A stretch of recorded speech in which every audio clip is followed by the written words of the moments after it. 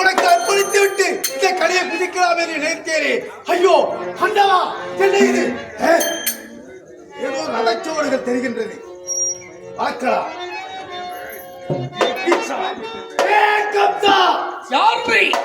நான் தான் பரீட்சித்த முனிவன். என்ன உனக்கு வேண்டும்? இந்த மரத்திலே இருந்த கனியை அறுத்தது நீதானே? நான் தான் அறுத்தேன். ஆண்டவனுக்கு அர்ப்பணிக்கக்கூடிய கனியை நான் தான் அறுத்தேன் என்று உரைக்கிறாய். அடே கம்சா, என்ன நீ செய்தது பஞ்சமா பாதக செயல். கொலை, கொள்ளை, மாது, மது, சூது என்று சொல்லக்கூடிய பஞ்சமா பாதகங்களை செய்தாய். அது மட்டுமல்ல, தந்தையை உதைத்து அவருடைய மணிமுடியை பறித்து சிறையிலே அடைத்தாய். 6வது குற்றம்.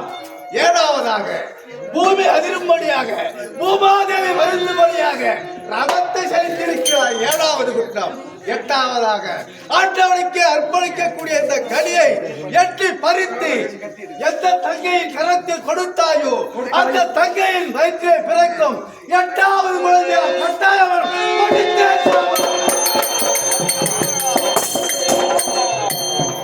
வேண்டாம் வேண்டாம் என்று எடுத்துரைத்தி இந்த கடிதம் வேண்டும் என்று கேட்டார். தங்கா தேவகி கொடுத்தார் மகரிஷி எட்டாத வாங்கனி. அடே கம்சா, மது, மாது, சூது, கொலை, கொள்ளை என்று சொல்லப்பட்ட பஞ்சமா பாதகங்களை நீ செய்திருக்கிறாய். 6வது தவறாக உன்னுடைய தந்தை என்றும் பாராமல் உக்கிரசேன மன்னனை அடித்து அபகரித்து அவர் முடியை பிடுங்கிக் கொண்டு காராகர சிறையிலே அடைத்து விட்டாய். 7வது தவறாக இந்த பூமி அதிரும்படி ரகத்தை செலுத்தியிருக்கிறாய். 8வது தவறாக இந்த வனத்திலே இருந்த 8வது மாங்கனியை பறித்து எந்த தங்கைக்கு கொடுத்தாயோ அந்த தங்கையின் வயிற்றிலே பிறக்கும் 8வது மகனா கட்டாயம் மரணம். எனக்கு மரணமா? தங்கா தேவகி, நீ உயிரோடு இருந்தால் தான் நீ உன் வயிற்றிலே பிறக்கும் 8வது மகனால் எனக்கு கட்டாயம்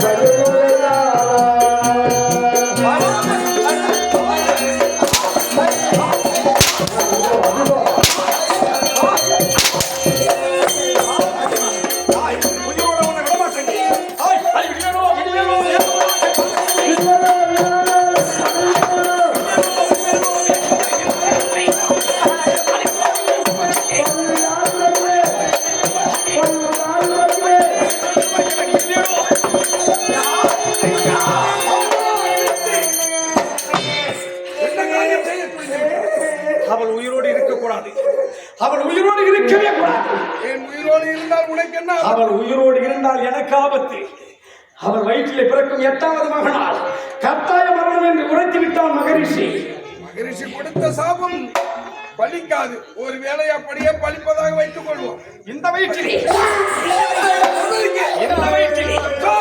வயிற்றில் மகனாய் பிறந்து யமனாக என்னை கொள்வதா? நேற்று வரை அவள் உன்னுடைய தமக்கைதான், இல்லை என்று சொல்லவில்லை. சரி, ஆனால் இன்று அவள் என்னுடைய மனைவி. உன்னுடைய மனைவியாக இருந்தால் அவளை கொள்வதற்கு உனக்கு உரிமை இல்லை. இந்த வயிற்றிலே யமனாக பிறந்து என்னை கொள்வதா? இந்த வயதான காலத்தில் எங்களுக்கு பிள்ளை பிறக்கும் என்பது சாத்தியமில்லை. ஒருவேளை பிறந்து விட்டாலும் 8 பிள்ளைகள் எங்கே பிறக்க போகிறது? அப்படி 8வது மகன் பிறந்து விட்டால் எனக்கு தான் பிறந்தாலும் பிறக்கும் ஒவ்வொரு குழந்தையாக உன்னிடத்தில் உதிரகோலத்தோடு வந்து நான் ஒப்படைக்கிறேன். இந்த சத்தியத்தை மீற மாட்டேன் குருதேவன். பிறக்கும் குழந்தை ஒவ்வொன்றையும் உதிரகோலத்தோடு உன்னிடத்தில் கொடுக்கின்றேன்.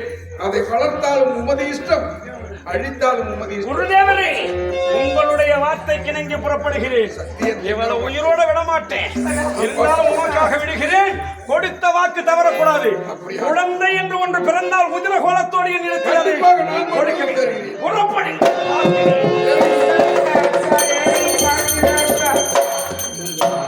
வருத்தப்படாத தேவையில்லை.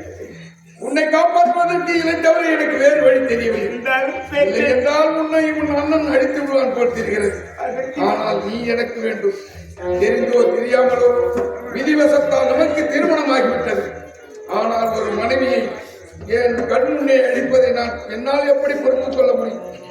அதனால் தான் அவனுக்கு இப்படி வாக்கு கொடுத்து இருக்கட்டுமே. எப்படி சாமி கொடுக்க முடியும்? ஆத்திரத்தால் அறிவிழந்து உனதண்ணன் உன்னை தண்டிக்க நேர்ந்து விட்டால் என்ன நடக்கும்? பிறக்கும் குழந்தைதானே. குழந்தை நாம் நல்ல முறையில் இருந்தால் எத்தனை பிள்ளைகள் வேண்டுமானால் மீண்டெடுத்துக் கொள்ளலாம். ஆகட்டும், எல்லாம் ஆண்டவன் ஒருவன் இருக்கின்றான். நம்மை காப்பாற்றுவான்.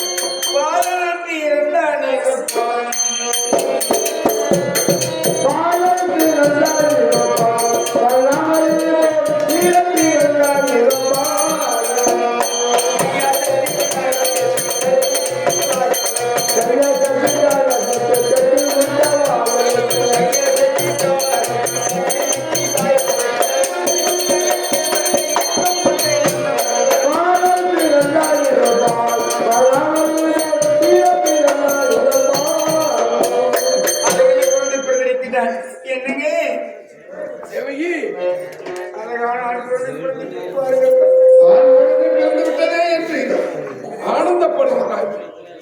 ஆனால் உன் அண்ணனுக்கு வாக்கு கொடுத்து விட்டோமே. பிறந்த குழந்தையை எப்படி நாம் உதிரகோலத்தோடு கொண்டு போய் கொடுப்பது என்று மனச்சஞ்சலத்தோடு வாழ்ந்து கொண்டிருக்கின்றேன். நீ பெற்ற மனம் வித்து எங்கே பிள்ளையை பலி கொடுக்க எந்த தாயினால் ஒப்புக்கொள்வார்? இருந்தாலும் உன்னிடம் கேட்பதற்கு எனக்கு உரிமை இல்லைதான். ஆனால் கொடுத்த வாக்கை நிறைவேற்ற வேண்டாமா? அதனால் குழந்தையை கூட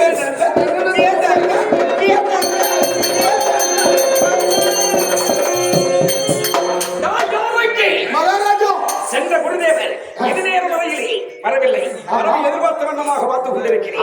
குழந்தை பிறந்திருந்தால் எடுத்து வருவார். அவ்வளோ வெகு தொலைவிலே வருவது போல் தெரிகிறது. குருதேவர் தானே? குருதேவர் தான் வந்துவிட்டார்.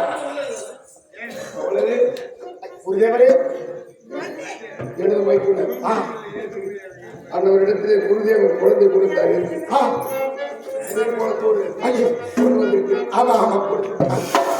மகாராஜா, குருதேவர் உயிர்காலத்தோடு குழந்தையை கொண்டு வந்திருக்கிறார். சபாஷ். கொடுத்த வாக்கு தவற மாட்டார் குருதேவர். ஆமாம், குழந்தை பிறந்ததும் உதிர கோலத்தோடு இதோ கொண்டு வந்து விட்டார். இப்படியே குழந்தை என்று ஒன்று பிறந்தாலே அதை கொண்டு வந்தார். அதை நாம் கொண்டு விட்டால் எப்படி நமக்கு ஆபத்து நேரும்? ஆமா, விடக்கூடாது. இந்த குழந்தை இப்போது இது என்ன பிஞ்சி போடுறதுங்க, இது என்ன நம்மள பண்ண போகுது? அதனால அது எங்கன்னா கடைக்கு கும்பிட இருக்குங்க. ஒருவேளை நம்ம கடைக்கு ஒண்ணு பிரச்சனை. பாவம். ஆமா, அதுதானே. அதுதாங்க. சரி, அப்படி என்றால் இருக்கட்டும். இருக்கட்டும், பாருங்க. புறப்படி.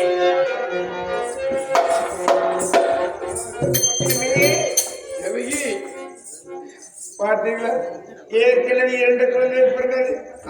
அந்நேரத்தை ஒப்படைத்துவிட்டு 3வது குழந்தை பிறந்திருக்கின்ற. ஆனால் இது கேட்காதீங்க, குழந்தை எண்ணிக்கிட்டு எங்கேயாவது படைச்சுக்கிறேங்க, நாட்டை விட்டே போயிடுறாங்க. நான் சொல்றது கேட்டு என்னங்க, நீ எனக்கு வேண்டும் என்றுதானே அவனுக்கு இப்படிப்பட்ட வாக்கு கொடுத்தேன்.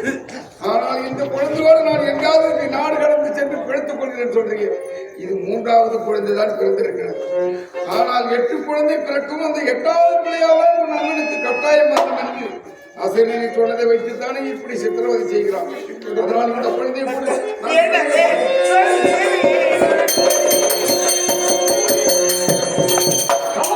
ஐயோ மீண்டும் சென்ற குழந்தை. ஆமா, அதோப்பா. ஆமா, அதோ குருதேவர் வந்து கொண்டிருக்கமா தெரிகிறது.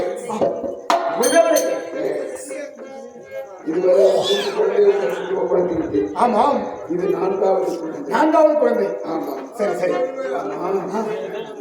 சென்று என்ன குருதேவரே, இதுவரை 3 பிள்ளை ஏற்கனவே கொடுத்தேனே. ஆமா, அந்த 3 குழந்தையோடு அதெல்லாம் நீங்கள் கவலைப்பட வேண்டாம். பத்திரமாக இருக்கிறது எல்லாம் இருக்கிறது. எனக்கு தெரியும் எப்படியும் கம்சனுக்கு போவதற்கு எடுத்துதான் குணம். ஆமா ஆமா ஆமா, இதெல்லாம் நல்ல முறை தான். அதெல்லாம் நல்ல முறை சேமமாக இருக்கிறார். சரி சரி சரி சரி. மகாராஜா, இது 4வது குழந்தை. இதோடு 4வது குழந்தை. ஆமா, சரி. இப்பொழுதாகியும் குழந்தைகள் கொண்டு விடலாமா? ஏங்க, அது எனக்கு கும்பிட கணக்குங்க. சிறு குழந்தைகள் சிறு குழந்தை என்ன பண்ணுறது? ஆமாங்க, சரி.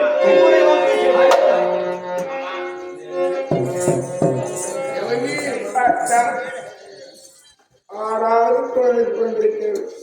ஆமா, நான் ஒரு அண்ணனுக்கு 5 குழந்தை விட்டு விட்டு வந்தேன் சொன்னேன். ஆமா, அங்கு சிறைச்சாலையில் இருக்கக்கூடிய காவலனை விசாரித்து என்ன தெரிவித்தார்கள்? நமது பிள்ளைகள் 5 குழந்தையும் நல்ல முறையில் தான் வாழ்ந்து வருகிறார்கள். ஆமா, அண்ணன் சொல்லலையா? சிறைச்சாலையில் தான் வளர்த்து வருகிறான் கம்சன். அண்ணன் மனைவி சொல்கிறது. இல்லை இல்லை, எப்படியோ உன் அண்ணனுக்கு குழந்தையை அழிக்க வேண்டும் என்ற எண்ணம் வராது. என்னையும் கோபம், உண்மைதான் கோபம். அதான் குழந்தை மீது கோபம் இல்லை. அதனால இந்த குழந்தையை போய் நான் சென்று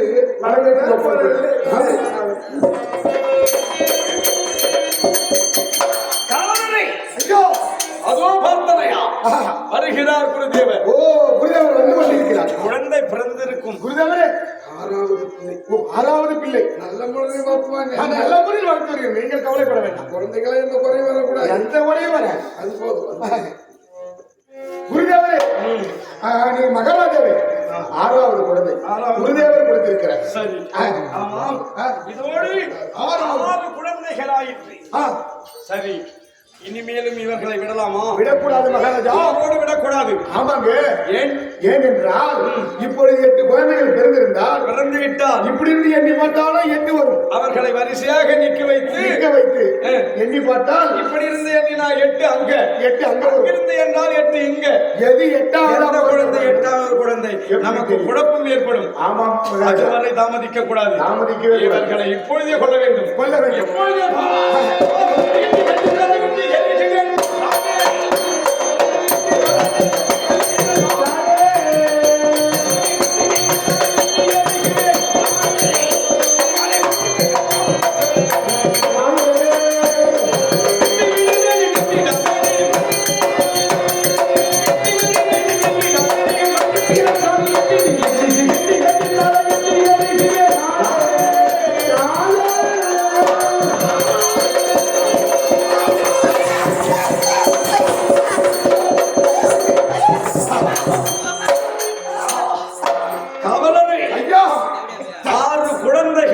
ஆமாம். வெட்டி உதிர கோலத்தோடு வாழை ஏந்தி கொண்டிருக்கும் போது 7வது குழந்தை நிறைமாத கர்ப்பிணியாக இருந்தால் என் தங்கை ஆமாம். ஓடி வந்து பார்த்தால் உதிர கோலத்தோடு நான் வாழை ஏந்தும் சமயத்திலே அவள் வயிற்றிலே இருந்த குழந்தை 7வது குழந்தை கரு சிதைந்து விட்டது. ஐயா, இதுவரையில் 7 குழந்தைகள் பிறந்து விட்டது. ஆனால் முனிவர் உரைத்தது மகரிஷி அடே கம்சா, 8வது மாங்கனியை பறித்து எந்த தங்கைக்கு கொடுத்தாயோ அந்த தங்கையின் வயிற்றிலே பிறக்கும் 8வது மகனால் கட்ட. இனி நாம் ஜாக்கிரதையாக இருக்க வேண்டும், சர்வ ஜாக்கிரதையாக இருக்க வேண்டும். இன்னும் ஒன்று, ஒருவேளை 8வது குழந்தை பிறக்கின்றதென்றால் அதற்கான சகுனங்கள் இருக்கிறது. என்ன தெரியுமா? என்னென்ன சகுனம்? நாவில்லா ஆராய்ச்சி மணி அடிக்க வேண்டும். கோபேரி கழுதை குரலிட வேண்டும். குருடன் செவிடன் மேல் விட வேண்டும். செவிடன் குருடன் மேல் விட வேண்டும். இப்படியான சகுனங்கள் நடந்தால் என் தங்கைக்கு 8வது குழந்தை பிறந்திருக்கின்றது என்று அர்த்தம். நாவில் ஆராய்ச்சி மணி அடிக்கின்றதா என்று பார். கோவேரி கழுதை கூவுகின்றதா என்று பார். குருடன் செவிடன் மேல் விடுகிறானா, செவிடன் குருடன் மேல் விடுகின்றானா என்று பார். ஆனால் அப்படி 8வது குழந்தை பிறக்கவே கூடாது. என்ன செய்ய வேண்டும் தெரியுமா? இருவரும் இனிமே ஒன்று சேரக்கூடாது. அதற்கு நாம் என்ன செய்ய வேண்டும்? கண்ணாடி மாளிகை ஏற்படுத்தி அவர்கள் இருவரும் ஒன்றாக சந்திக்கவே கூடாது. கால்வேறு தலைவேறாக இருவரையும் உறங்கும்படி செய். எப்படி 8வது குழந்தை பிறந்துவிடும். புறப்படு, பார்க்கலாமா?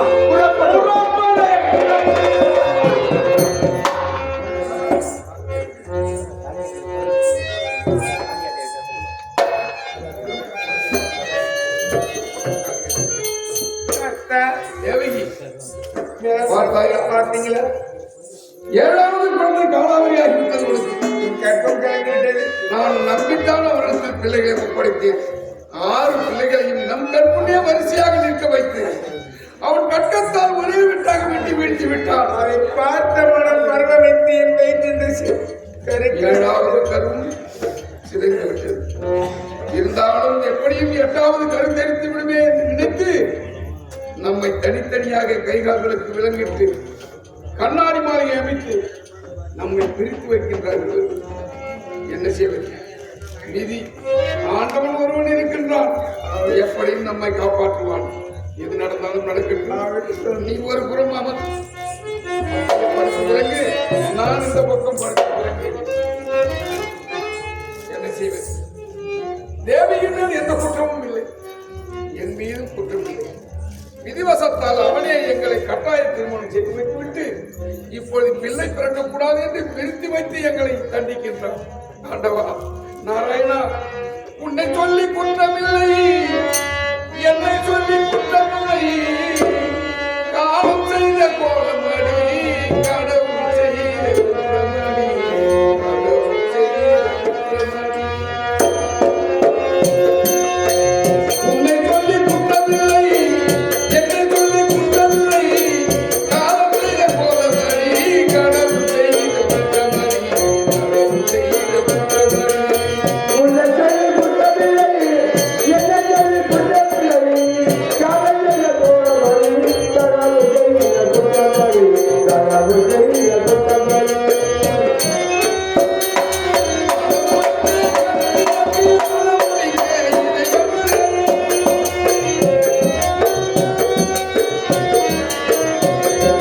மயங்க வைத்த கண்ணியத்தில் மனமுடிக்க இடையவில்லை. இணைக்க வைத்த கடவுளுக்கு முடித்து வைக்க நேரமில்லை. இணைக்க வைத்த கடவுளுக்கு முடித்து வைக்க நேரமில்லை. உன்னை சொல்லி குற்றமில்லை, என்னை சொல்லி குற்றமில்லை. காலம் செய்த கோலமடி, கடவுள் செய்த குற்றமடி, கடவுள் செய்த குற்றமடி.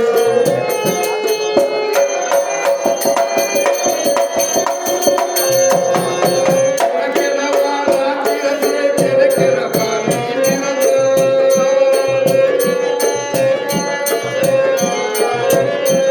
உனக்கெனவா நான் பிறந்தேன், எனக்கெனவா நீ பிறந்தாய். கணக்கினிலே தவறு செய்தேன், கடவுள் செய்த குற்றம்.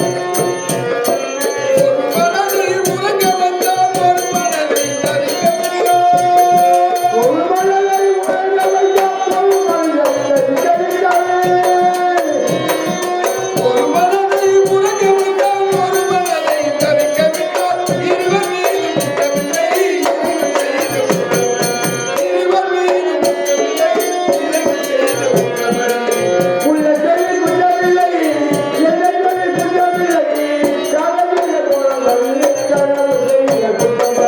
களவு செய்த குற்றவாளி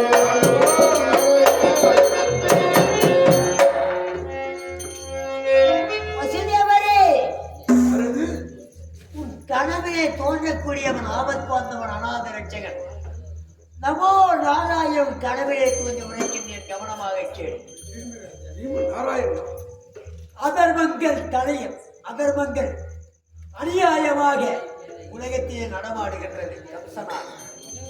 ஆகையா அந்த அதர்மத்தை அழித்து தர்மத்தை நிலைநாட்ட வேண்டும் என்றால் என்னால் தான் முடியும். நானே கலியுக கடவுளாக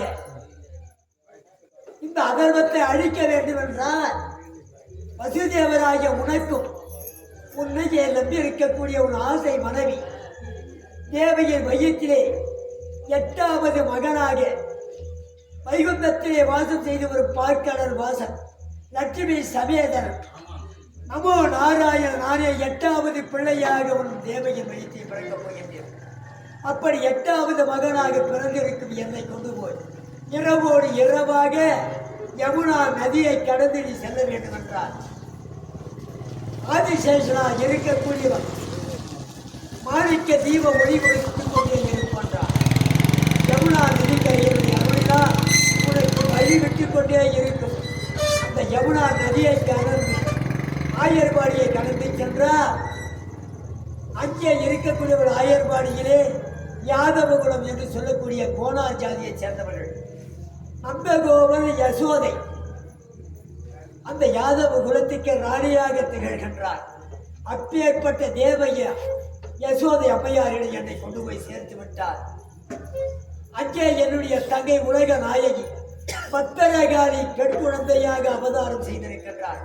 அந்த பெண் குழந்தையை இரவோடு இரவாக என்னை கொண்டு போய் சேர்த்து விட்டு அந்த பெண் குழந்தையை எடுத்து வந்து தேவையின் பக்கத்திலே கிடைத்துவிடு. நடப்பதை நான் பார்த்துக் கொள்கின்றேன். அதர்மம் இந்த உலகத்தை அழிய வேண்டும் என்றால் அது என்னால் தான் முடியும். கம்சனை நான் பார்த்துக் கொள்கின்றேன். போ, என்னை எடுத்துச் செல், என்னை எடுத்துச் செல். நாராயணா, கோவிந்தா, வைகுந்த வாசா, கண்ணாடி மாளிகையில் தனித்தனியாக எங்களை கைகால்களுக்கு விலங்கிட்டு சிறையில் அடைத்து வைத்தார்கள். ஆனால் ஆண்டவன் ஸ்ரீமன் நாராயணனே எங்களுக்கு பிள்ளையாக பிறக்கின்றீர்களா? ஐயா, நாங்கள் செய்த பாக்கியமே பாக்கியம், நாங்கள் செய்த பாக்கியமே பாக்கியம். எங்கே கம்சனுடைய அட்டகாசங்கள் இந்த உலகத்தில் அக்கிரமம் நீடித்துக் கொண்டிருக்கிறதே என்று நினைத்தேன். ஆண்டவா, நாங்களே எங்களுக்கு பிள்ளையாக பிறந்து அந்த கம்சனை நான் அழைக்கின்றேன், அதர்மத்தை அழிக்கின்றேன், தர்மத்தை நிலையாட்டுகின்றேன் என்று கேட்கிறார்கள். ஆண்டவா, ஆனால் பிறப்பதை எங்களுக்கு பிள்ளையாக பிறக்கின்றீர்களே, இரவோடு இரவாக எடுத்துச் செல்ல வேண்டும். யமுனா நதியை கடந்து சென்று ஆயர்பாடியிலே விட்டு அங்கே இருக்கும் என் தங்கை காளிகா தேவியை கொண்டு வந்து உன் மனைவி தேவியின் பக்கத்தில் கிடைத்துவிடு என்று கட்டளை பிறப்பிக்கின்றீர்கள். எங்களுக்கு இன்று ஜனனம் எடுக்கக்கூடியது எங்கள் இல்லத்தில் ஜனனம் எடுத்து பிறருக்கு மகனாக வளர்ந்து வருகிறேன் என்று தெரிவிக்கின்றீர்களே, நாங்கள் பெற்றுவிட்டால் மட்டும் போதுமா? உன்னை வளர்க்கும் பாக்கியம் எங்களுக்கு இல்லாமல் போய்விட்டது. ஆண்டவா நாராயணா, இப்பொழுது கண்ணனாக அவதாரம் செய்திருக்கும் உங்களை இதோ நான் தாம்பரத்தட்டிலே சுமந்து கொண்டு இப்பொழுதே யமுனா நதி கடந்து செல்கின்றேன், வருகின்றேன். நாராயணா, செடியாயவன் வினை தீர்க்கும் திருமாலே நெடியோனே எங்கடவானின் கோயில் நெடியோனே எங்கடவா நின் கோயில்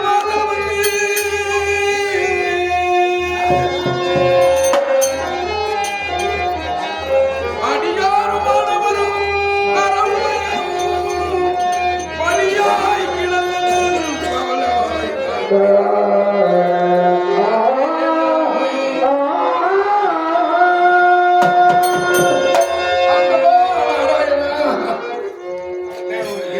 பெற்றெடுக்கும் உரிமையை எங்களுக்கு கொடுத்து விட்டு பேணி வளர்ப்பதற்கு ஆயர்பாடியிலே நந்தகோபன் மனையிலே அசோதையம்மன் பக்கத்தில் கிடந்து விட்டுவா என்ற கட்டளை பிறப்பித்து இப்பொழுதே தங்களை சுமந்து கொண்டு இதோ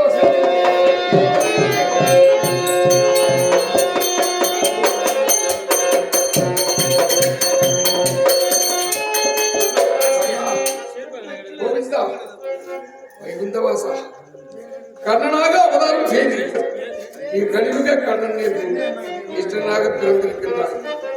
நாங்கள் செய்த பாக்கியமே பாக்கியம். இப்போது நந்தகோபன் மலைக்கு செல்கின்றேன். கோகுலத்து கண்ணா உன்னை கோடி முறை வணங்கி நின்றேன். கோபம் இன்னும் தீரவில்லையா என் கண்ணா, பாவம் என்ற ஏழை இல்லையா என் கண்ணா, பாவம் என்ற ஏழை இல்லையா.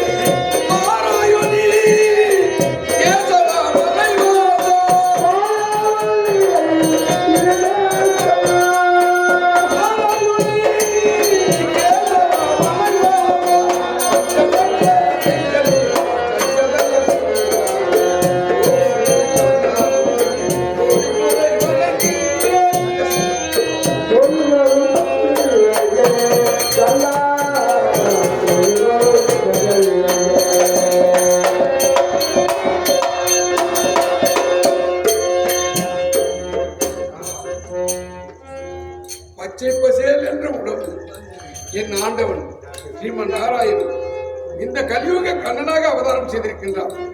அவனை விட்டு விட்டு வருவதற்கு எனக்கு மனம் வரவில்லையே. என்ன செய்வது? ஆண்டவன் கட்டளை மீறலாமா? அதனால் அந்த பச்சை மேனியனை யசோதையம்மன் பக்கத்தில் கிடத்தி விட்டு அங்குள்ள காளியாதேவி உனக்கு தங்கையை கொள்வார். பச்சை மாமலை போல் மேனி பவளமாய்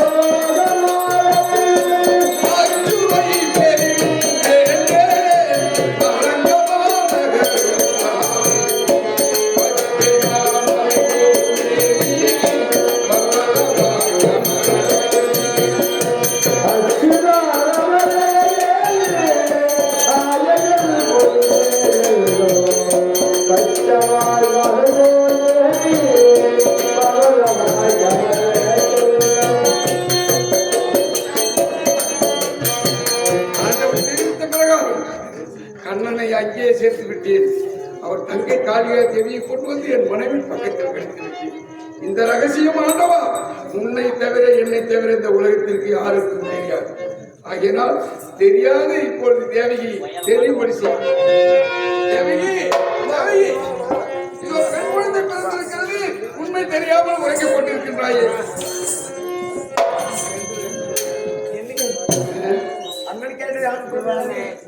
ஆமா, எட்டாவது குழந்தையாலே உன் அண்ணனுக்கு ஆபத்து என்று அசலிற்குரியது. ஆனால் இது பிறந்திருப்பது பெண் குழந்தை அல்லவா? இதை வளர்ப்பதற்கு நாம இருக்கக்கூடாது. உங்களை எனக்கு திருமணம் செய்து கொடுக்கும்போது உங்களுக்கு 20 வயது, எனக்கு 60 வயது. இப்பொழுது உன் அண்ணனுக்கு 40 வயது. நமது பெண் வளர்ந்து வருவதற்கு 20 ஆண்டு திருமண வயதாகும். ஆமா. அப்பொழுது உன் அண்ணனுக்கு 60 வயது. எனக்கு எப்படி உங்களை திருமணம் செய்து கொடுத்தானோ அதுபோல நம்முடைய மகனை உன் அண்ணனுக்கே திருமணம் செய்து கொடுத்துடலாம். அதனால இத்தனை பிள்ளைகளை நான் எடுத்து சென்றேன் உன் அண்ணன் எடுத்து. இது பெண் பிள்ளை நீயே எடுத்து சென்று அவனிடத்தில் ஒப்படைத்து வளர்த்துவார் சொல்லு. சமயம் வரும்போது திருமணம் செய்து வச்சு விடலாம்.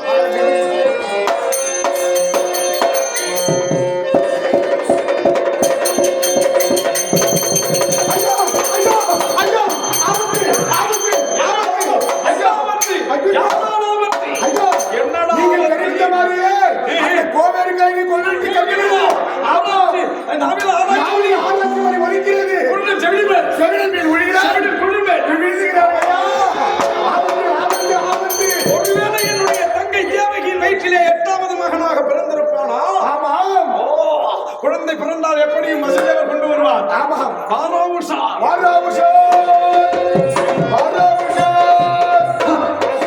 என்ன குருவி அவர் எப்படி வருவார் பார்த்தா அம்மா எப்படி வருது? இந்த முறை நானே குழந்தை கொடுக்காம இருக்கிறேன். சந்தோஷமா எப்படி வந்தேன்னா இவ்வளவு சந்தேகமா இருக்குது. பிறந்திருப்பது பார்த்தாயா? பெண் குழந்தை பிறந்திருக்கிறது. 8வது குழந்தையால் ஆபத்துனாங்க பெண் குழந்தை. எங்க அண்ணன் எப்படி எங்களை குழந்தையால் கட்டி கொடுக்கணும், அதே போல இந்த பெண்ணை அண்ணனை நான் வளர்த்து சரி சரி அண்ணனுக்கு ஏன் கொடுத்துருப்பாரு. அப்ப அன்னைக்கிட்டே கொடுத்துருக்கியா? சரி வா. அண்ணா தங்கா தேவகி அண்ணா என்ன இது அதிசயமாக தோன்றுகின்றது. இதுவரையிலேயே குலதேவர் தான் வருவார். இப்பொழுது நீ வந்திருக்கிறாய். என்னம்மா இதுவரையில் பிறந்ததெல்லாம் ஆண் குழந்தை. இப்போது பிறந்திருப்பது பெண் குழந்தை. உன்னுடைய ஆசை என்ன? இந்த குழந்தையை வளர்த்து எப்படி அருள் வயது கட்டி கொடுத்துருக்கோம். அதே போல இப்ப உங்களுக்கு 40 வயது. என் மகன் வளர்ந்தால் உங்களுக்கு 60 ஆகும். எனக்கு 60 ஆகும் போது அவளுக்கு 20. அது எங்களை போல என் மகளை உங்களுக்கு கட்டி கொடுக்க போறேன். யாய் காவலரே ஐயா பார்த்தாயடா? பீத்திகளா பீத்திகளா? அதே தாண்டா என் தங்கச்சியினுடைய ஆசையை பார்த்தியா? எனக்கு கல்யாணம் பண்ணி வைக்க போறாளாம். ஏன்னா இவளுக்கு நான் கல்யாணம் பண்ணி என்னடா கல்யாணம் செய்து வச்சதல்லவா? அவளாம் இவளுக்கு எனக்கு கல்யாணம் பண்ணணும் ஆசை. என்ன பேராசை பார்த்தியா? நம்ம விட்டு போக கூடாது. அதானே மீண்டும் இந்நாடு இவள் மகளுக்கு சொந்தமாக எப்படி பற்றிய இவளை நீ வளர்க்கணும், நான் இவளை கல்யாணம் பண்ணிக்கணும். அதுவும் ஆசையா? அப்படி மனதிலே நினைத்திருந்தால் அதை அறவே மறந்து 8வது மகனால் கட்டாய மரணம். 8வது குழந்தை தானே இது? ஐயா அன்று மகரிஷி 8வது குழந்தையா கட்டாய மரணம் என்றுதான் நமக்கு சாபத்தை கொடுத்திருக்கிறார். ஆண் குழந்தை பெண் குழந்தை என்று அவர் உழைக்கவில்லை. ஆனால் இந்த குழந்தையை உயிரோடு விடக்கூடாது. கொல்ல போகிறேன். யாய் காவலரே, இதுவா என்னை கொல்ல வந்த சிசு?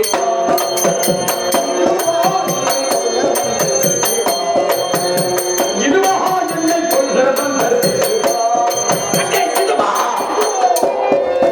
இதுவா இதுவா இதுவா இதுவா என்னை கொல்ல வந்த சிசு?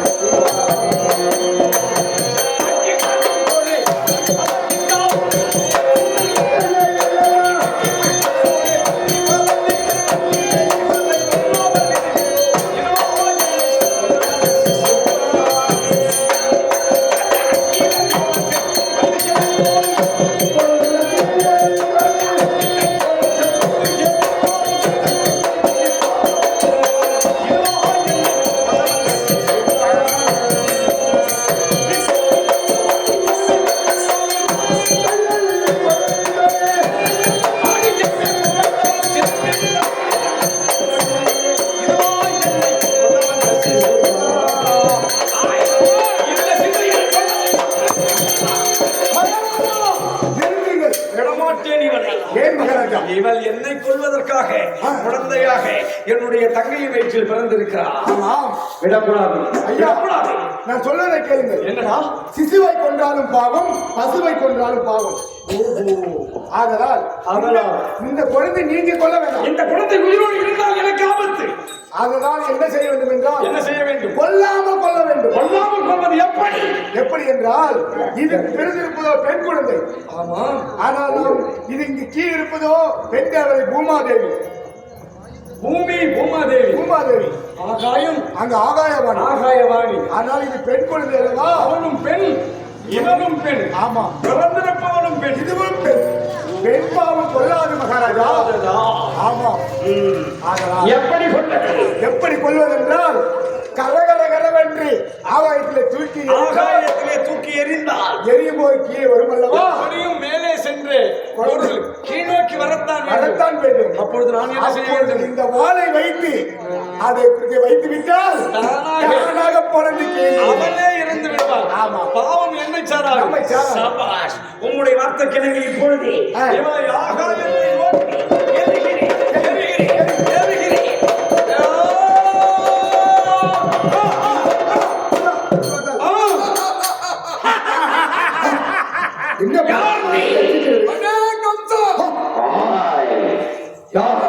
கரகரவென்று சுழற்சி ஆகாயமாக இருந்து கீழே விழுந்தால் உன் வாளுக்கு குறி வைத்துக் கொண்டிருக்கும் வஞ்சகமுடைய கம்சனே, நானா உன் வாளுக்கு இரையாவே. என்னை உன்னால் ஒன்றும் செய்ய முடியாது. ஆனால் நீ யாரை நினைத்து அழிக்க வேண்டும் என்று நினைக்கின்றாய்? உன் அக்கிரமம் அழிவதற்காகவே ஸ்ரீமன் நாராயணன் கண்ணனாக அவதாரம் செய்திருக்கின்றார் ஆயர்பாடியிலே. முடிந்தால் அவனை போய் நீ அழித்து பாருடா பார்க்கும்.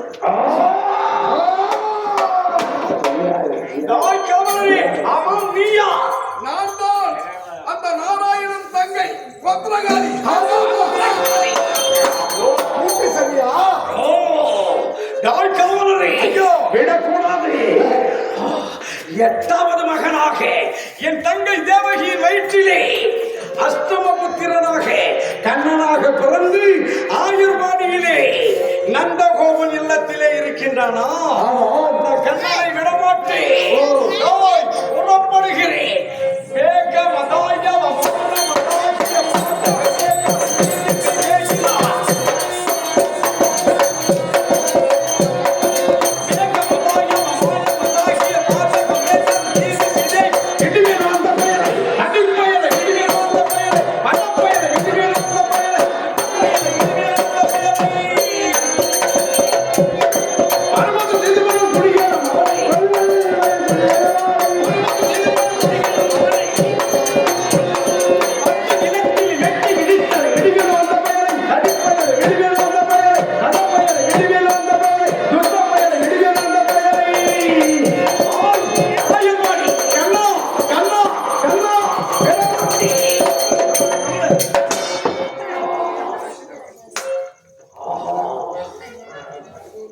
ஒரே ஒரு நிபந்தனை, மறந்துவிட்டேன்.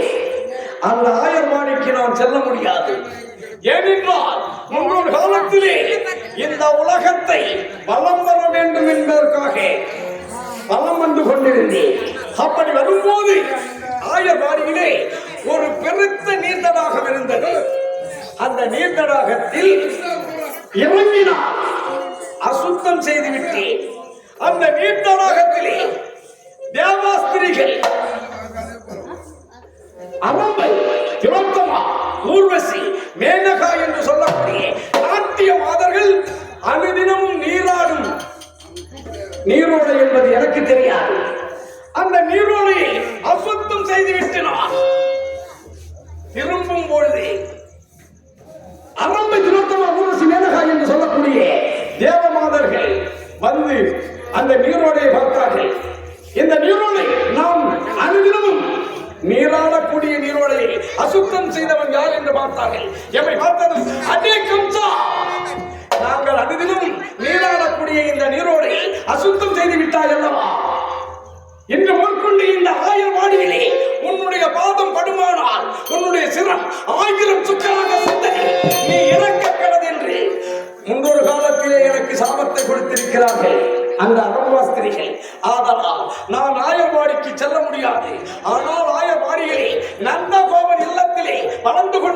அந்த கண்ணனை நான் கொல்ல வேண்டும். எப்படி கொள்வது? யோசனை எழும்பிவிட்டது. நான் ஏன் செல்ல வேண்டும்? எனக்கு இருக்கின்றார்கள் 12 அமைச்சர்கள்.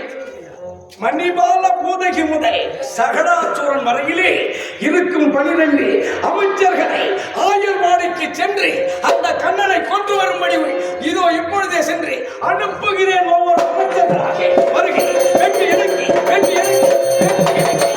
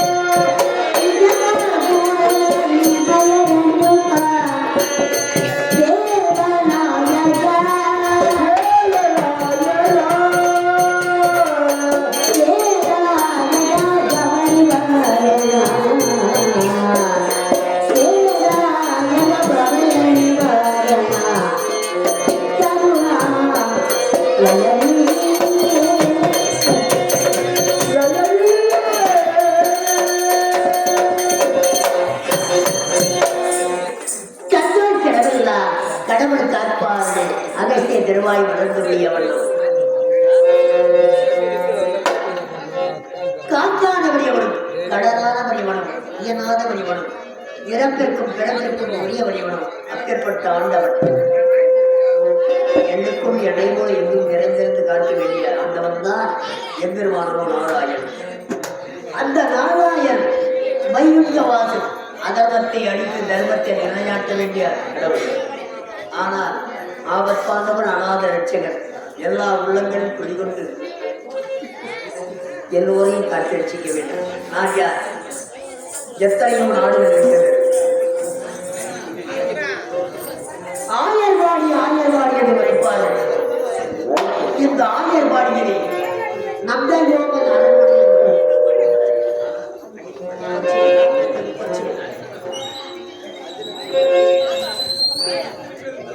ஆயர்வாடியிலே நந்தகோபன் அரண்மனை என்று வைப்பார்கள்.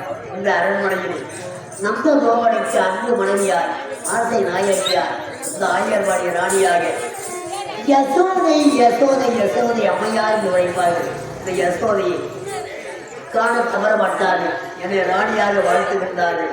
அன்போடும் ஆசையோடும் எல்லோரும் ஓயினம்.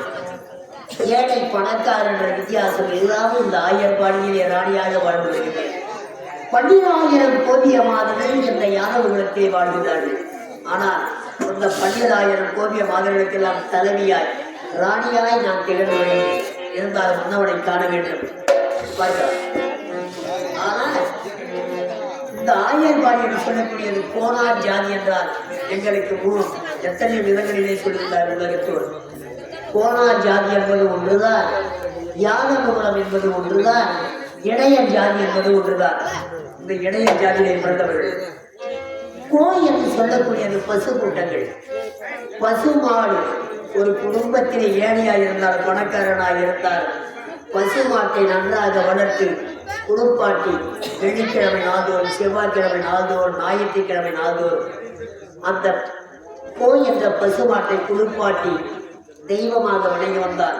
உடல் முழுவதுமே தெய்வமாக வித்தியாசங்கள் தோன்ற அந்த குடும்பம் மேலும் மேலும் தழைத்தோடு இருக்கும். அதற்குத்தான் சொல்வார்கள், மூத்திரத்தை பிடித்து சேத்திரத்திலே தெளித்தால் கோத்திரம் விளங்கும் என்று சொல்வார்கள். மூத்திரம் என்றால் மனிதனோ மிருகமோ, மிருகத்திலே சேர்ந்ததுதான் பசுமாடு. இருந்தால் மனிதனுடைய மூத்திரம் கிடையாது. கோமியம் என்று சொல்வார்கள். பசுமாடு இறைக்கின்ற அந்த கோமியத்தை பிடித்து சேத்திரம் என்று சொல்லக்கூடிய நமது வீடு, அந்த வீடுகளிலே தெளித்தால் நமது கோத்திரம் விளங்கும் என்று சொல்வார்கள். அந்த பசு கூட்டங்களை நம்பி 12,000 கோமிய மாதங்கள் நாங்கள் எல்லாம் வாழ்ந்து கொண்டு வருகிறோம். அந்த பசு மாடு இல்லைன்னா எங்களுக்கு பிழைப்பு கிடையாது. நன்றாக மேய்த்து பாலை கறந்து அந்த பாலை நன்றாக காய்ச்சி அந்த பாலை கொலை என்று சொல்லக்கூடியதை ஊற்றி அதை தயிராக்கி அப்புறம் மோராக கடைந்து அதில் வெண்ணெய் எடுத்து இப்படி பலவிதமான அந்த பாலிலே கிடைக்க வேண்டிய வருமானங்கள் எத்தனையோ வருமானங்கள்.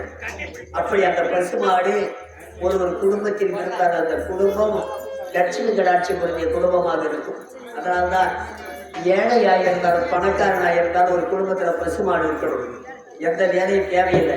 அதற்கு செய்ய வேண்டிய கடமையை செய்தால் நமக்கு பலன் கிடைக்கும். அப்படி கோல் என்று சொல்லக்கூடிய பசுமாடுகளுக்கு குலதெய்வம் இந்த இடையர் ஜாதிக்கென்று. ஆனால் இப்பொழுது எல்லா ஜாதியை சேர்ந்தவர்கள், வன்னியர் இனத்தைச் சேர்ந்தவர்கள், செட்டியார் இனத்தைச் சேர்ந்தவர்கள், ரெட்டியார் இனத்தைச் சேர்ந்தவர்கள், எத்தனை ஜாதி மதங்கள் இருக்கின்றதோ அந்தந்த குடும்பத்தில் ஒரு பசுமாடு இல்லாத குடும்பமே கிடையாது. ஆனால் நாங்கள் வாழ்வதெல்லாம் அந்த பசுமாட்டை நம்பிதான். கோ என்றால் பசுமாடு அந்த தெய்வம். கோமாதா ஒரு குடும்பத்திலே வாழ வைக்க வேண்டிய குலமாதா, எங்களை வாழ வைக்க வேண்டும். கோமாதா எங்கள் குலமாதா,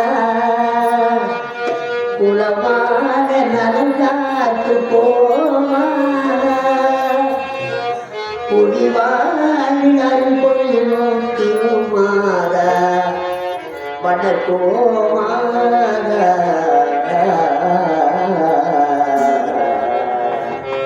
கோமாதா எங்கள் குலமாதா, குலமாக நலங்காத்து குலமாதா, குடிவாழ் கொள்ளும் திருமாதா வடகோமாதா.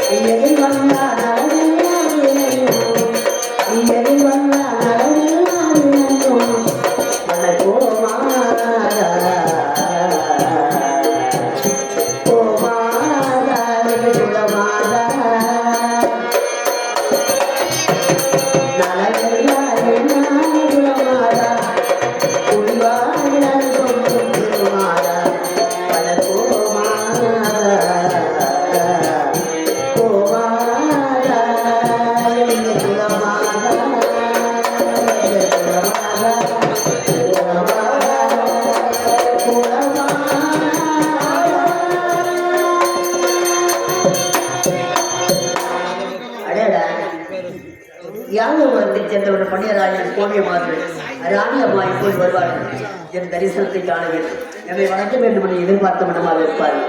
ஆனால் உலகத்தில் யாருக்கு பிழைக்கப்படாத பிள்ளைகள் பலராமன் கிரீஷன் கண்ணன் என்று உழைப்பார்கள். அப்பேற்பட்ட அற்புதமான பிள்ளைகள் எனக்கு பிறந்திருக்கின்றார்கள். ஆனால் நான் யாரை தெய்வமாக வணங்கினேனோ அவர் போன்றவன் அநாத ரட்சகன் எதையோடு இருக்கிறேன் காட்டுகிறார். வைகுந்த வாசல் நமோ நாராயணன் எனக்கு துறைதெய்வமாய் வணங்கி வந்ததால் அந்த நாராயணனை பார்ப்பது போல் பலராமன் கிருஷ்ணன் கண்ணன் என்று உழைப்பார்கள். அப்பேற்பட்ட பிள்ளைகள் எனக்கு பிறந்திருக்கின்றார்கள். என் 2 பிள்ளைகளை நான் காண வேண்டும். ராஜா கண்ணா பலராமா ஏ ராஜா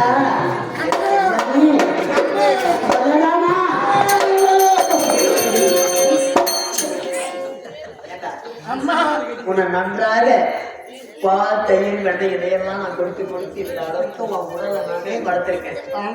அம்மா நான் எப்படி இருக்கிறேன் என்னடே அம்மாவை கட்டி பிடிச்சி கிழவு அளவுக்கு கொண்டு வரீங்க. அம்மா பாசமா அப்பா பாசமா கையெடு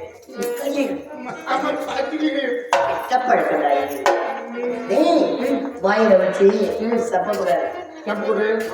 அம்மா என்னடா அம்மா நான் அச்சுமே தெரியுமா? ஏன் என்ன அடிப்ப? அந்த தங்க பையனையா பார்த்தேன். யாரு அந்த என் தம்பியா?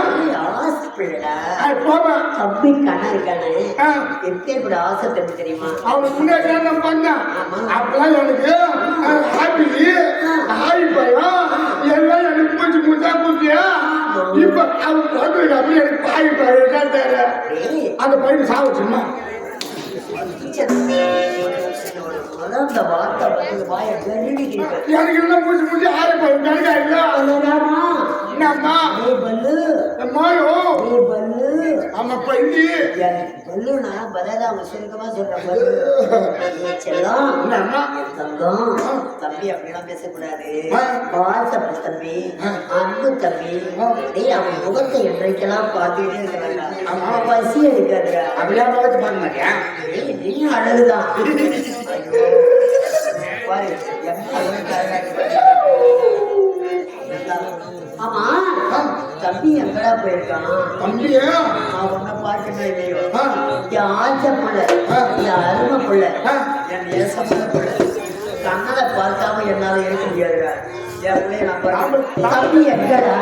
தம்பியை தனியா கண்ணா, கிருஷ்ணா, என் தங்கனே, என் செல்லமே, என் ராஜிக்குட்டி, என் செல்லக்குட்டி, ஓடிவடா ஓடிவடா, அம்மாவை வந்து பாருடா என் செல்லம். உன் முகத்துல நான் விழிச்சிட்டேன்னா எந்த வேலையும் செய்வேன் என் தங்கம். பலராமா, என் ஆசை பிள்ளையே, பலராம ஒரு பக்கம் இருக்காரு, நீதாண்டா என் பாசமுள்ள பிள்ளை.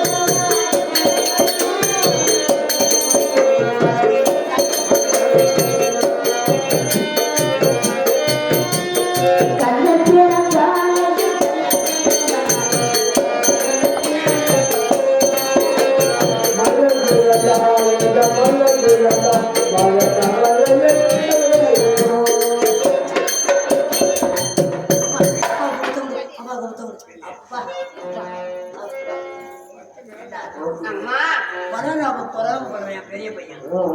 என் பிள்ளை எவ்வளவு படிப்பு, என் வயசெல்லாம் என் பிள்ளைய பார்த்துட்டு இருக்கான்.